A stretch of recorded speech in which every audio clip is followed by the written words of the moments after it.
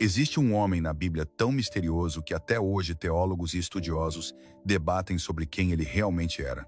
Seu nome aparece poucas vezes nas Escrituras, mas cada menção dele é tão poderosa que mudou completamente a forma como entendemos a fé e o sacerdócio. Ele não tinha genealogia registrada. Não se sabe quando nasceu, nem quando morreu. E mesmo assim foi considerado superior ao próprio Abraão, o pai da fé. Estamos falando de Melquisedeque, o rei de Salém e sacerdote do Deus Altíssimo. Mas antes de continuar, se você quer conhecer mais histórias bíblicas fascinantes como essa, deixa aqui o seu like, segue o perfil e comenta o que você achou dessa história. A narrativa de Melquisedeque começa em Gênesis capítulo 14, logo após Abraão retornar de uma batalha vitoriosa, onde resgatou seu sobrinho Ló. Imagine a cena. Abraão volta cansado, coberto de poeira, tendo acabado de derrotar 4 reis poderosos, com apenas 318 homens treinados. É nesse momento que surge Melquisedeque, saindo de uma cidade chamada Salém, que muitos acreditam ser a antiga Jerusalém. Ele traz pão e vinho, símbolos que ecoariam através dos séculos, e abençoa Abraão, dizendo: Bendito seja Abraão, pelo Deus Altíssimo, que possui os céus e a terra, e bendito seja o Deus Altíssimo, que entregou os teus inimigos nas tuas mãos. E aqui está o detalhe surpreendente. Abraão, o homem escolhido por Deus para ser pai de nações, aquele que recebeu promessas divinas diretamente, se curva diante de Melquisedeque e lhe dá o dízimo de tudo que havia conquistado. Pense na magnitude disso. Abraão reconhece a autoridade espiritual superior nesse rei sacerdote. Melquisedeque não era descendente de Levi, a tribo sacerdotal que só surgiria gerações depois. Ele não precisava de linhagem humana para legitimar seu sacerdócio, porque sua autoridade vinha diretamente de Deus. O escritor de Hebreus nos explica que Melquisedeque era sem pai, sem mãe, sem genealogia, que não teve princípio de dias nem fim de existência, mas feito semelhante ao Filho de Deus, permanece sacerdote para sempre. Essa descrição não significa que ele era imortal ou divino, mas que o registro bíblico intencionalmente omite esses detalhes para torná-lo um tipo profético, uma sombra de algo maior que estava por vir. O nome Melquisedeque significa rei de justiça, e ele também era rei de Salém, que significa paz.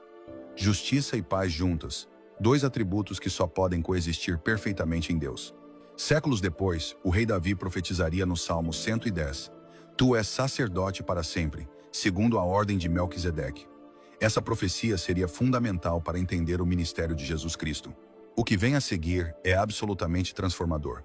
No Novo Testamento, o livro de Hebreus dedica um capítulo inteiro para explicar como Jesus é o cumprimento desse sacerdócio eterno. O sacerdócio levítico, que vinha através de Arão e seus descendentes, era temporário e imperfeito. Os sacerdotes morriam e precisavam ser substituídos, ofereciam sacrifícios repetidamente, porque esses sacrifícios não podiam remover completamente o pecado. Mas Jesus, como sacerdote segundo a ordem de Melquisedeque, ofereceu um sacrifício perfeito e eterno, ele mesmo. Sua morte na cruz não foi apenas mais um ritual religioso, foi o cumprimento de tudo que o sacerdócio apontava desde o princípio. Melquisedeque trouxe pão e vinho para Abraão, e Jesus instituiu a ceia com pão e vinho, símbolos de seu corpo e sangue dados por nós. Melquisedeque abençoou o pai da fé, e Jesus abençoa todos que vêm a ele com fé.